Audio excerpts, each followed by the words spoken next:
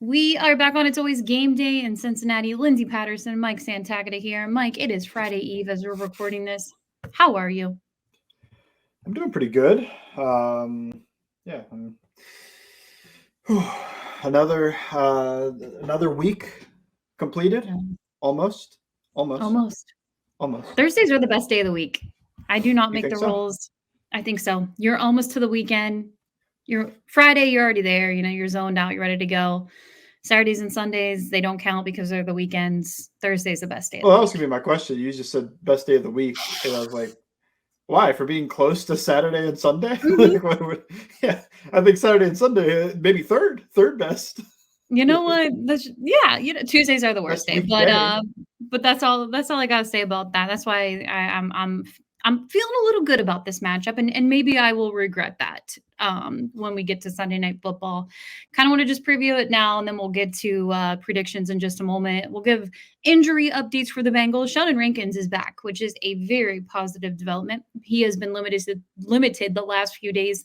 Zach Moss did miss Wednesday's practice, but he was limited on Thursday. Mike Gesicki was back out there, which is good. I feel like they're just managing his hamstring injury because I've noticed that they've been pretty limited with his practices on Wednesdays. And then one thing to watch out for, I know Paul Diener said he doesn't think it's going to be an issue, but Chase Brown popped up on the injury report today with a quad injury, and that's definitely something to monitor when they get into Friday's practice before they hit the road to take on the New York Giants. Moving over to the Giants side, definitely something to monitor. Malik Neighbors is still in their concussion protocol, and he hasn't practiced for the last 2 days. And I'm almost certain for a concussion protocol, you at least got to get one full practice in, and at the moment, or at least in a limited one. And he has not done that, so that's definitely something to monitor. Obviously, Giants might be taking it easy with him. Obviously, concussions are a scary situation, so we'll see if Malik will be out there for the Giants offense. Thibodeau will be gone with a wrist injury. It sounds like he's going to be out for 4 weeks. But when you look at the New York Giants, one of the things that Jamar Chase even talked about today, their front, man, that terrifies me. Dexter Lawrence, I would love him to be on the Cincinnati Bengals, but unfortunately, he's not. They're going to have to face him. The offensive line will get tested when they face their defensive side of the ball, and that's what I want to talk about first, Mike. I know you have a few clips over there on your social media page. Let's talk about the New York Giants defense. Plan on writing about it too. We'll see. Hopefully it comes out. But I think Dexter Lawrence probably the best all around defensive tackle in football. I know Chris Jones is awesome, but to me, what Dexter Lawrence does against the run mitigates any boost that Jones has rushing the passer. But also, when I think about that, it's not just that part. It's Dexter Lawrence is a pretty good pass rusher himself. I mean, I think he's better than Jones at fighting through double teams. Now, I think Jones is better when he gets singled up and he gets that opportunity, but so many of his reps, because he lines up in the A gap, he has to beat both the center and the guard, and he does that a lot. So the answer to it is to slide to him and double him and just understand that's not always going to work. There's still going to be opportunities that he beats both of them. Did it for a sack in multiple plays, definitely gets pressure doing that. I think he's awesome. And he's a heck of a run defending nose tackle, too. I mean, I only really had one clip that I was like, oh, he actually got kind of driven by that double. Normally, he's causing pileups. They also, for this game, have their second best defensive lineman in Brian Burns. Speed rusher, I think very interesting matchup because Orlando Brown's playing so well. I wrote an article about it. This is the best start to his career that I can remember. Probably playing the best football of his life in pass protection. Burns is a guy in the past that might give him some trouble because how he wins is speed. He wins around the outside that way. He has a spin move back to the inside, but the starting point is that he can threaten your outside edge and get off the ball faster than you. And this is also interesting for Mims because he's going to line up over both. He lines up over both guys. I think a little bit more over the right tackle, but we'll see if Thibodeau being out changes that at all. But for both of them, one with Brown has given short corners to these type of guys before. Now I think he's getting off better than he ever has. So we'll see. And he did really good against Odafe Owe, who's also a bit of a speed rusher. On the other side, Mims, I'm not as worried about him going around the outside, but what is Mims' weakness? I mean, we kind of see it. It's a counter back to the inside where he's going to give you really good play 80, 90% of the time. And then there's that one rep that he'd like to have back because he sets a little too far outside, and Burns is really good at countering back inside. So I think this is a really interesting matchup for them because you're going to get some help. If I was playing against Burns, I would have a tight end just lined up to his side usually. I don't even care about getting a chip on him, but just he can't run through a body, So like just line him up there and make it difficult for Burns to get off as well as he normally does. Just kind of limit the space. Maybe send him back off of his side. And then with Lawrence, you just have to double him. And then I don't think any of the other guys are really crazy good. Like Azeez Ojulari, that's a pretty good guy to come in for your third defensive end. He used to be the starter there, was a high round draft pick. I don't think he is a true difference maker, but he's also going to give you pretty quality play, like starting level play from that guy. The other defensive tackles, whatever. I feel like teams attack them. And Washington had two separate plays attacking the guy next to Lawrence, and they both went for explosive plays trying to trap that guy. So I think that's a bit of an answer, but we'll talk more about that. But yeah, that's the front kind of broken down. I mean, I'm not going to name all these other guys, but watch Burns, number 0, watch Dexter Lawrence, number 97. And I think this is a game where you get to a personnel grouping you like, and even if you don't love it and you want to switch things out, if Lawrence leaves the field, when I say I'm not huddling, I'm not saying I'm hurrying up, but I'm not huddling because if I line up, they can't substitute as long as I don't make a substitution. So I would, the second Lawrence leaves, we're a no huddle offense. Like we're treating this like 2-minute drill, and you could run the ball. You could run the heck out of the ball in those situations. But just for me, like I don't want that guy to ruin the game. So getting your personnel change or whatever, it's not going to have the same effect as keeping him off the field. Like whatever change you're making will not have the same impact as Dexter Lawrence coming off of the field. Yeah, when I think of Dexter Lawrence, I really count him as 3 people. Because of just how talented he is. And I agree with you. I would say best on the defensive side of the ball right now in the NFL, the way he's playing. I want to say 6 sacks on the season, which scares me a little bit when I think about it. I do think it's going to be a test for the offensive line. Hopefully they can hold their own all over the place. And I agree with you. Orlando Brown Jr. is having one of his best starts to his career, and that's amazing and awesome. And then Amarius Mims will be back out there. It was really encouraging to see him back at practice this week after leaving the game early and returning against the Baltimore Ravens. When you think about this secondary matchup with the Bengals receivers and T. Higgins, Jamar, Yoshi's really taking over those Tyler Boyd roles and snaps. It's really almost identical to the start of Tyler Boyd last year when it comes to his reps. When you think about that matchup with their secondary, how do you feel about the Bengals receivers? Pretty good. I mean, their secondary is like Adoree Jackson. I'm going to look it up real quick so I don't do any of these. But I know they've got Jason Pinnock back there, and they have Tyler Nubin, who Saban loved. Deonte Banks, of course, that was the other one. And Drew Phillips is their nickel. Like, it's fine. Oh, it looks like at least this place has Cordell Flott listed ahead of Adoree Jackson. Whatever. I don't know. It's not the best secondary they've ever played, but the entire point would be they get so much pressure that it doesn't always matter. And they don't have to blitz, even though they are, I think, top 10 blitz rate. They don't have to blitz to get their pressure. In fact, a lot of their pressures come because of Lawrence, Burns, Thibodeau, whoever else, and the havoc that they can create.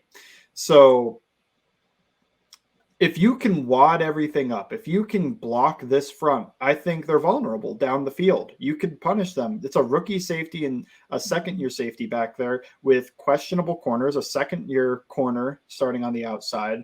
I feel pretty good about that. If I'm the Bengals trying to get some shots down the field to Jamar Chase, T. Higgins, Andre Yosivas, maybe a little Jermaine Burton, but it does feel like that is just Yoshi's job at wide receiver 3. There is not a split with the different roles, but I think the secondary is exploitable. The linebackers are pretty good. Like, I think Bobby Okereke has done a really good job.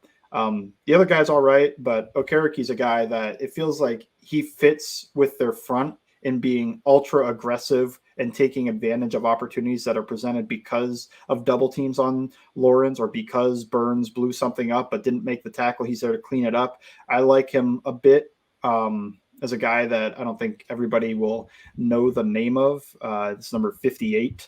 So just some guys to look out for. I mean, the defense, I think they're performing all right, and it makes sense to me. It's just when I look at them, there's a way to exploit them in not in pass protection, but in the pass game, if you can wad things up in pass protection. I think there's some run game stuff too, which we can get to.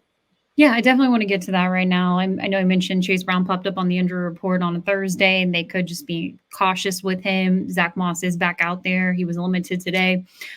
Friday, we'll really find out the injury report on what the running back room looks like, but I'm expecting Chase Brown and Zach Moss to be out there. When you balance out this offense right now, obviously they didn't see a lot of success against the Baltimore Ravens in running the ball, but how do you see that this week? So, teams don't always have a high success rate against the Giants, and that makes sense when you're talking about Lawrence. And Burns is a guy that can slip some blocks. I don't think he's a great point of attack guy, but he's also an annoying point of attack guy because you'll run at him and be able to move him, but also you'll run at him and he'll just make you miss, and now you're one-on-one in the hole with the running back. There's three ways that I see this front as a little bit exploitable. And I think you want Lawrence off the field for most of this, obviously, which he plays almost 80% of snaps. But if they go no huddle and they don't allow them to sub him back in, maybe you can get it down to 65, 70, 75, somewhere in that range, which that's worth it. That's worth not being able to call the play in if I'm Taylor. Like, just go over that. Like, give him some options just based off what's going on. You still have the headset communication up until like 15 seconds or something. But three ways. One is draws. Halfback draws, they've given up 4 different runs of over 10 yards to halfback draws, which it was about 1 per game. And they're all in different games. Dallas game, Zeke had one. Think about that. Zeke ran for over 10 yards on a play. The Commanders had one, which is actually really cool because Jaden Daniels, it was in pistol, and he kind of like snuck it back there. It wasn't like a full handoff that was obvious. And then the Browns even had one, even though their run game has been pretty bad. And I believe it was the Vikings had the other, but could have been the Seahawks. But either way, this makes sense because the Giants are such a havoc-creating front. They want to get upfield, disrupt everything. Well, when you get upfield for these pass rush opportunities, and the Bengals have such a high neutral pass rate that you can do this not on passing downs. Like, you could do this on 1st and 10 and probably get a pretty good gain out of it, especially if Lawrence isn't out there. Just draw. Just everybody pass sets. Hand it off. And I love lead draw as well. If you can get Eric All and not tip away what you're doing. I think this might be a Moss thing more than it's a Brown thing, just because of the split on how often Brown is out there for pass plays and versus how often Moss is out there for pass plays. But Eric All is to do it all. So I think you can really get in some space there. Maybe they could find a way to get Brown out there and do it. I mean, the thing with the draw is that the running back really fakes like he's pass protecting. That's why he kind of looks and then goes. Brown is always going to be sprinting out onto a route usually. So unless you trust him in pass protection for a couple of plays early on to see how they react, I don't know if he'll be the guy for it. But Moss, it works perfectly. Next way is the trap. I talked about this with Washington doing it. 2 different trap plays, and they were influence trap, which means they're trapping the tackle with the tackle. And the Bengals have run this. You trap the non-Lawrence tackle. Don't trap Dexter Lawrence. If you line up and Dexter Lawrence is the guy you're supposed to trap, kill the play. Don't care whatever else is going on because your guy is – look, that's just danger for the offensive lineman running at him. But if it's the other guy, it's exploitable. And the Commanders had 2 different 10-plus yard runs on this play. You just trap him, run around it. And it's far enough away from Lawrence usually that you can get to this one with Lawrence on the field. And the last way is when they get into their 4 down front, which is a lot of the time, there's a lot of space between the nose tackle and the defensive end on the weak side. And they don't always set Dexter Lawrence as the nose tackle, but this has even worked with Dexter Lawrence there because there's so much space. If you can run at that bubble, we call that a bubble between those two, you run at that B gap bubble. There's been some success there, even with Lawrence on the field, but especially without Lawrence on the field, because when Lawrence goes off the field, I don't think they have a quality backup behind him that's going to, give you any issues. If you could run at that, that's going to help you a lot. And if you could find a way to get Lawrence moved over to 3-tech, maybe you put the tight end over there, they shift, and then you can run it back to the weak side, that would be great. I think that would be another way that you can just try to generate some rushing offense, because you can't drop back and throw it 50 times in this game to me, just because of the mismatch up front, where even though I think the Bengals pass protection has been the best it's been in Joe Burrow's career, you're talking about one elite player and one borderline elite, but at least really good red chip, like we talked about. Brian Burr is probably a red chip guy, like a guy that we talked about last time we did this podcast. All right, let's flip sides. We'll talk a little defense. Mike Hilton talked to the media, and he said all the right things in their open availability on Wednesday. Said the defensive side had a players-only meeting. It was about 5 to 10 minutes, but it was defense only, no coaches. We don't know what they talked about, but the team knows. Even Von Bell talked about it today. Tackling. This team needs to tackle. They need to stop doing the strip, trying to get the turnover, make the fundamental tackles, and that's one thing that I feel like they have missed most of the season. When you look at the Giants offense, look, Daniel Jones, I know a lot of people want to joke about him, but he's having a nice little start to his season. He's not doing too bad out there. And obviously Malik Neighbors changes this offense. He's one of my favorite rookies, playmakers, and no surprise what he's able to do in the NFL. You look at all the LSU wide receivers, they're all stepping up this year, and they've been a lot of fun to watch. But when you look at this, and I'll record this as maybe Malik Neighbors doesn't play. What do you think about this offense? His offensive line, the Bengals possibly having Sheldon Rankins back out there. Maybe we'll see more rotation with Myles Murphy, Sam Hubbard, Trey Hendrickson going to get that pressure. What do you think about the Bengals defensive line against their offensive line? I think it's going to be a game that I am very frustrated that they don't move Trey Hendrickson. That's my first thought, because if you could pick out one player on this offensive line who you don't want to face, it's Andrew Thomas, their left tackle. Everybody else would be a major mismatch for Trey Hendrickson, and the right tackle is Jermaine Illuminor, who I think Bengal fans have weirdly thirsted. Thought he was going to be a Bengal sometime. But it's not. He's an okay starter, I guess. It's Andrew Thomas is really good on the other side of that. So that's my first thought. My second thought is if Rankins plays, there's an opportunity here, because John Runyon illness, 2 DNPs in a row. If there's a chance he doesn't play, that's their left guard at the moment. Greg Van Roten is the other starting guard. He was DNP and then full practice. Okay, so that was injury related. Never mind. Okay, well, Greg Van Roten also isn't somebody that I really write home about. Hopefully there's not a fan cam made after that with me talking. And then John Michael Schmitz, I don't think he's had the NFL start to his career that he would want. Like, left guard through right tackle is pretty exploitable. And they, Theo Johnson and Chris Manhertz at tight end, they're not guys I'm that worried about either. This offense is actually kind of gross without Malik Neighbors, and I'm going to be very upset when they end up scoring like 28 points in this game because of the Bengals defense. But yeah, left guard through right tackle, exploitable. Left tackle, not exploitable.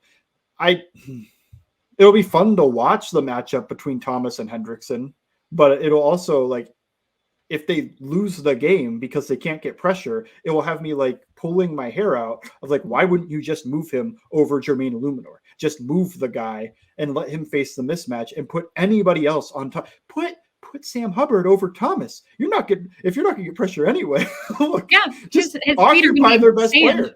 Yeah, just occupy their best player. Like, he can't go help. He's got to deal with you. It's the type of deal. Like, maybe you're just playing contain over there. I don't know. But that's a few of my thoughts there. I think BJ Hill and Sheldon Rankins, if they're going to have some high pressure games, this would be it, because I think this interior is beatable, especially if Runyon doesn't play and you end up getting Stinney or Kubas or whoever in there. I think this front is fairly exploitable on the offensive side. Now let me say this, because we'll do maybe he does play. Samuel Neighbors does get a full practice in tomorrow, and he plays. What are you worried about when you think about the secondary against Malik Neighbors? Oh, clearly anybody lined up on Malik Neighbors. I think you have to just double team him the entire game. And they're going to throw a bunch of short passes to Wan'Dale Robinson. I think that guy is trying to get the shortest average depth of target in fall time. It's like 3 yards as a wide receiver is crazy. So you got to be able to tackle him. Darius Slayton, a bit of a deep threat. I think I could see that one becoming a little frustrating. But with Neighbors, it's double him everywhere he goes. I don't care if he's inside, outside, in the backfield, wherever he got. Actually, in the backfield, I love when wide receivers line up in the backfield because you can hit them. That is the thing that's like everybody gets excited, like, ooh, Jamar Chase in the backfield. Then I watch the Ravens play against that, and they just knock the crap out of Jamar Chase when he's back there. It's like, oh yeah, that's why this doesn't work. Like you can get hit within 5 yards, especially behind the line of scrimmage. He just goes, oh, I thought he was pass protecting.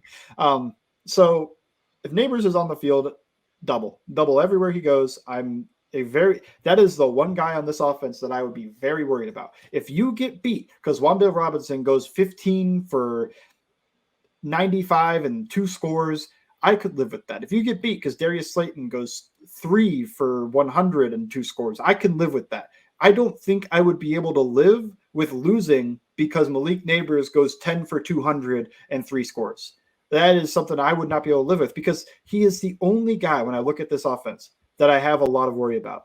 Not worried about the tight ends. Not really worried about the running backs, even if Devin Singletary plays. Like, I think Singletary's all right, and he can make some guys miss. And maybe that's maybe that's what happens is they just are able to run the ball, and Singletary's making everybody miss in this redo of week 1. But really, it's Neighbors. Neighbors is the guy you're worried about because he has hit the NFL ground running. I also think when I watch, it's like teams just don't double him yet. They don't treat him like he's I don't know. Is this like we can't double a rookie? It's like, yeah, but when you started doubling Jamar Chase, if you're thinking as Bengals related, Jamar Chase used to destroy teams in these singled up situations until they started doubling him. And then when he gets a double everywhere he goes, it's a little bit harder to get him the ball. We know this over the past 4 years. When Malik Neighbors is going to get doubled, and I don't just mean man to man. I mean, when he goes outside, you play cover 2 to that side, jam him up at the corner, let him be as aggressive and physical as he can, and have a safety over the top to help out. When he's inside, go quarters, and you got to jam him, and you have a safety over the top to help out. You want to have somebody helping you out over the top and somebody underneath, inside and out, this entire game on him. That is my biggest worry. I mean, look, I think he needs another couple of days of rest. I do too. Personally, yeah. I just think we're rushing these guys back from concussions too early. Yeah, it's a series. It is really it is scary to think about. He had that concussion on Thursday Night Football. Yeah. And here we are 2 weeks later. And I thought for sure, just by listening to the Giants media, that he would be in his next stage of the concussion protocol today. But for him to be in do not practice back-to-back days, tomorrow is a very big day for Malik. And maybe he gets a Saturday and a walkthrough. We'll see what that looks like. But scary for him. He's really fun to watch. I would rather him take his time, get healthy, come back, because he can do damage 100% on their offensive side of the ball. But yeah, hopefully he's back out there soon. But if we'll find out soon if Malik Neighbors will be out there for their offense. And for me personally, I don't know. Every single game this year, I feel so 50-50 going into it. It is Sunday Night Football, prime time on the road. All right, give me your prediction. What's going to happen? I mean, I think the Giants score in this game, and even though when I'm looking at the lineup, I'm looking at everything, it doesn't make sense for them to score a whole bunch. But then, like, if you look at, I gotta look up and see what was the score of the Panthers scored 24, and they had that goal line stand. It was very close to being 30 plus from the Panthers, and I don't think they have a lot that you write home about. And then Xavier Legette has the game of his career, and all these guys start having great games. When everybody has a great game again, when you're on the end of everybody's highlight reel, it's a little frustrating. So I think the Giants score in this game. On the other side, I think the Bengals score. So I like the over in this 47.5, even though that's pretty high. Nothing like last week. It's true. I think this game ends up being, I don't know, 31-27, something like that. And I think the Bengals pull it out. I think they win this game because, look, back against the wall, you have to be able to beat a team like the Giants, especially if they're going to be without Malik Neighbors. I think it's going to be a very frustrating game to watch, even if they do win. I don't think you're ever going to feel like they're in complete control of the game. But I do think the Bengals win this game. I think they pull it out. What do you think? All right, I'm going to be there, like I said. And I'm 0-3 on the season right now, watching the Cincinnati Bengals. All 3 home games, they have lost. I'm hitting the road, going to New York, watching the game in Jersey, obviously. And I'll just be honest with you. I have all the nerves in the world. I agree with you. This is a game they must have if they want to save their season. 1-5 is it's just too hard. It's too difficult. And I believe in the offense. My question is, they put up 30. They put up 30 plus, 30 plus.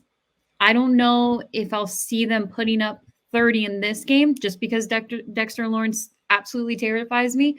I do believe in the Bengals receivers. I love this offense. And maybe they sprinkle in Jermaine Burton for a surprise pass or touchdown pass. We'll see what that looks like. But for me, I'm going to go 24-20. I agree with you. I still think the Giants score. I don't know what to believe in the defense yet. I want to believe in them. I want to believe that even if Malik Neighbors is not out there, they'll be able to stop the Giants offense. But I've got to see it to believe it. And I just haven't seen it yet. I think they're doing better with stopping the run. They just need to tackle. That would be really helpful. That is part of defense. That is something they struggle with. And, can they stop their receivers? We'll see. We'll see. I don't believe them yet. So I'll go 24-20. It would be a huge game for the Bengals to get things right.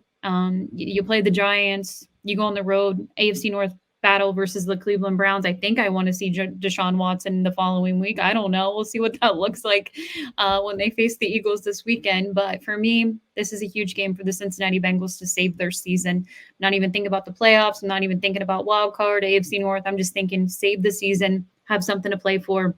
They've been in every single game so far this year, even though it felt like with the Commanders, they just needed to make one stop and they couldn't get it done. And now we look at what the Commanders are. They're a fun team. They're special. Jaden Daniels is good. The Ravens are good. The Kansas City Chiefs are good.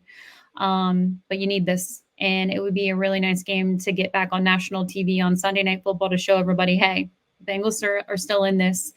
And we'll see if they're able to do that under the lights.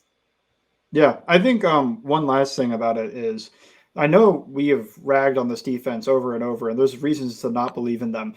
There are like some underlying metrics to believe in them because of what you mentioned there with how good those offenses have actually turned out that they've, gotten blown up by. Everybody's getting blown up by the Commanders right now. The Ravens are a really good offense. So, I mean, I think I saw those DVOA. They are I think they're like 22nd. If that's where they're actually playing, then they should look okay in this game. If they are one of the worst defenses, which I guess I kind of predicted, they're not going to look okay in this game. But I think that's like your hope is somehow, this defense, they look bad, but really they're not as bad as they look because they keep playing these high-end offenses in this, and they're getting healthy. I think that's your other part of the cope too. It's just like, Rankin's hopefully going to be back. Hill's back. Like he was back for the Ravens game, and Murphy was back for the Ravens game, but getting an extra week healthy and playing against a less potent offense is always going to make you feel a little better. You're losing Dax Hill though, so that's on the other end, but at least corner is like the one place they have depth. So I'm, with DJ Turner. After that, I get a little worried, but you have a second round pick that you can put in there. I think that's all right. So yeah, I don't mind your prediction. I think that would put me back into the case of like, okay, I think this defense is like fine, passable. They're not all time bad. Maybe it's not the 2014 Saints, maybe, or 2012 Saints or whatever. Maybe it's, more just like a not great defense and a really good offense, but we'll see. Yeah, I would love to see a bounce back because it's been a while for Cam Taylor-Britt. I think this would be, get your confidence back up, see something out of him. If you want to be a cornerback number one, which I don't feel like he was playing like that when Dax Hill was out there, this is your bounce back game. Use this to get the confidence back up. And I would just love to see that on the defensive side. And the same thing for Von Bell and Geno Stone. I have zero confidence in them right now, and I would love to be surprised because they need it. You need it on the defensive side. So we'll see how it looks. Next opportunity, Sunday Night Football, prime time, on the road, Joe Burrow, Giants. Mike, tell everybody if they missed it, what's up on All Bengals? Read about Orlando Brown's start to his season on All Bengal, or it's called Bengals Talk. It's the Sports Illustrated affiliate for the Bengals. It used to be All Bengals. That's why I messed it up. My bad. I always say it, All Bengals. My bad. I messed it up too. But yeah, read all about Orlando Brown. He made a change this offseason in his stance. I think it's affected his play, and he's having the best year of his career. Love it. And one more thing, one more prediction I want to add. I think one of the touchdowns is going to be Eric Gall this week. I was right last week. Two tutties. Eric All getting in the end zone this week. And hopefully it's the go-ahead. We'll see what happens. Make sure you follow Mike Bengals_Sands. You can follow me at LNDS Patterson. Thank you for listening to It's Always Game Day in Cincinnati. 30 minutes.